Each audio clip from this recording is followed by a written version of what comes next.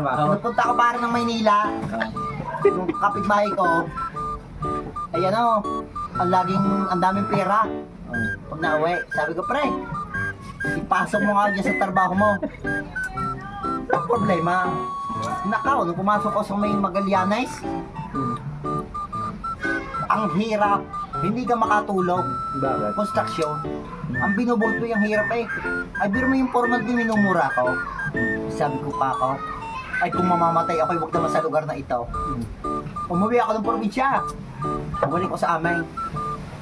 Ay, ang sabi ko sa sarili ko, hindi na ako magtatrabaho doon. Hahanap ko ng ibang kumpanya. Ay, sagutom ko pare. Pag uwi ko, dinudo ko yung nanay ko. Nay, may ulam ba tayo? Nako, anak. Ay, wala na eh.